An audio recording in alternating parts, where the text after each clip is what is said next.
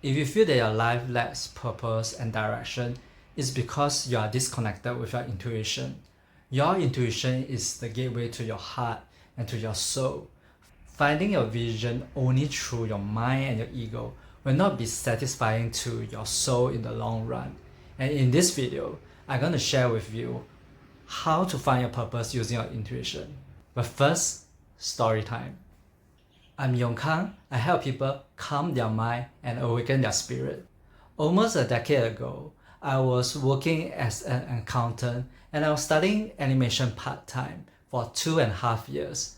But after working as an animator for like 3 months, I realized that animation is not something that I want to do.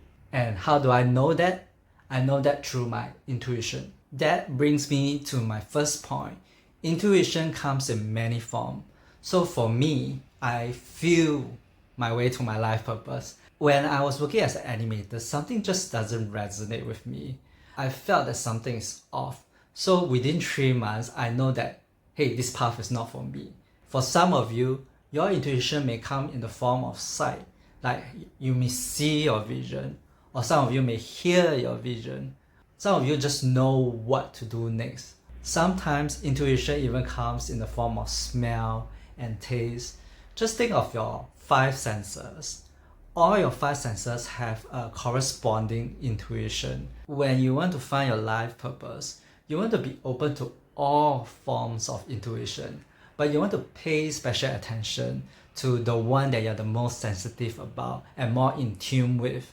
So for me, I'm more of a clairsentient and an empath, so I feel energy. So feeling energy is easier for me to find my life purpose. When many people think about intuition, they think about the ideal type of intuition. You just sit there and you meditate, and then you have a download from the universe. You hear your life purpose, you hear your vision. But not all of us are so in tune with our clairaudience. We don't always listen or hear our vision. Or even when we hear it, we might be afraid and we may block it. Even when we receive downloads from the universe, it's not fun to be told what to do. It's more fun when it's a co-creation. And out of the many different forms of intuition, your spirit will communicate to you through the form that you are the most open to receive the calling. Number 2, ask questions. When people think about intuition, they think that it's something very passive. You just sit there and you meditate, and then the answer will come to you. But it's not always as such. Sometimes it's better to ask a question and then receive the answer. So what happens when you ask questions is you create an open loop. And if you are an open channel to receive the answers, the universe will fill out the empty space with answers. Usually what I do when I ask questions for my intuition is I will ask the question and I will put it aside for a few days or a few hours and not think about it and let the intuition fill up the gap.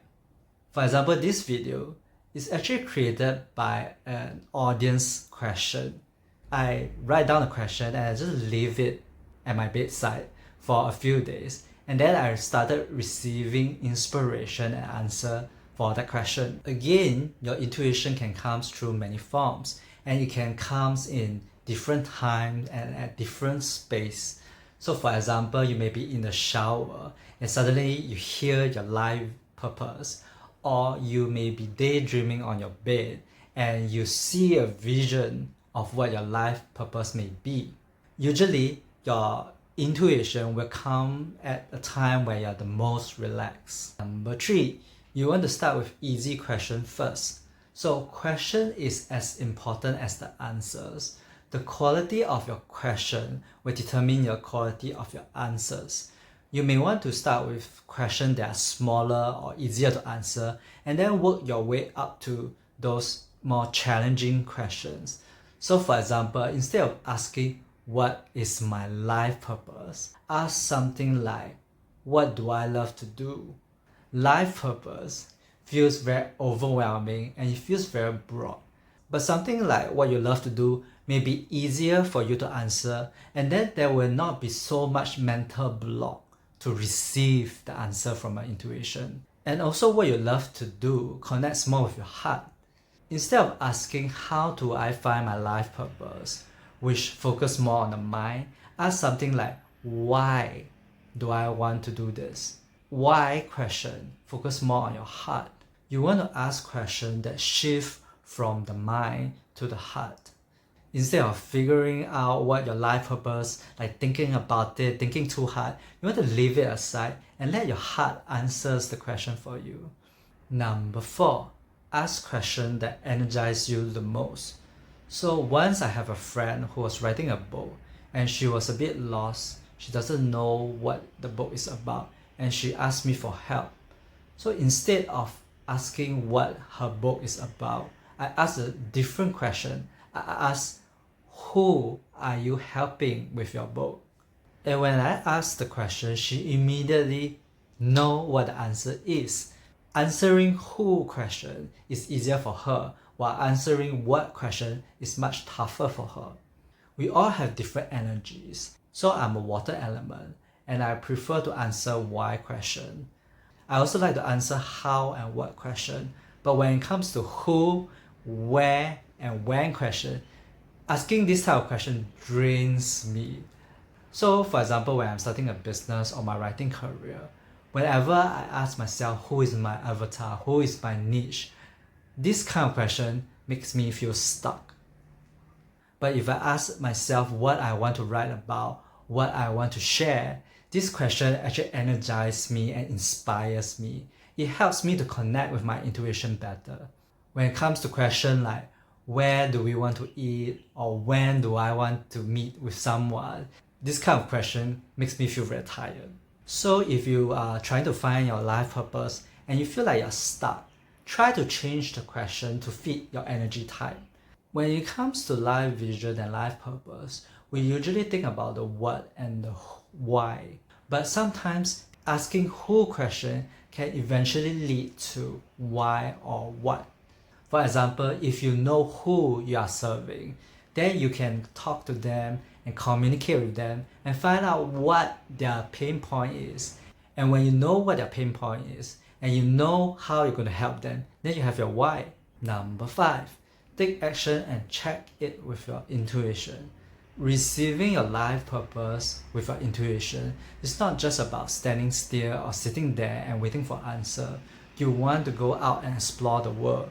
Especially if you are a feeling type like me, it would be difficult to feel your way to your life vision just by meditating and standing still. You want to go and try different things. And when you try different things, you will feel and you know whether something resonates with you or not. So there are 2 types of asking.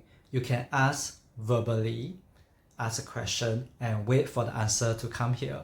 Or you can ask through experiencing contrast. So what I mean by this is when you experience contrast, you know what you doesn't resonate with, and when you know what you don't want, you will know what you do want.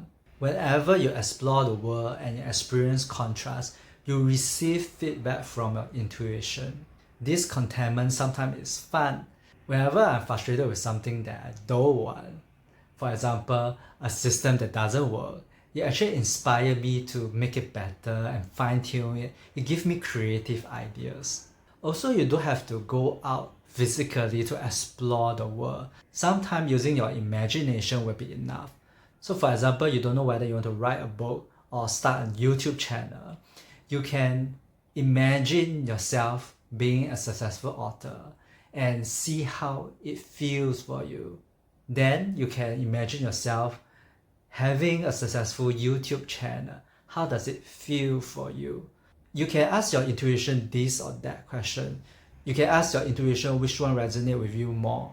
Another way you can test is to talk about life purpose. If you feel or you see that you're energized talking about life purpose, then this shows that it's connected with your soul and you're inspired to do something.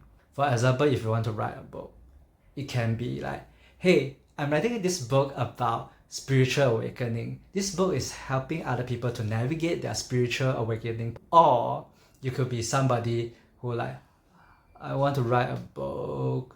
It is about spiritual awakening.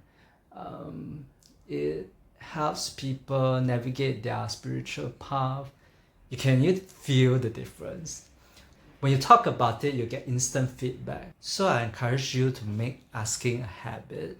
Sometimes we are not used to asking others for help. We are not used to asking our intuition for help. We want to do everything by ourselves, but our spirit is always there, ready to help you. If you want to develop your intuition, you can start from something small from your daily life, like picking what to buy. Watch this next video where I share my shopping experience using my intuition.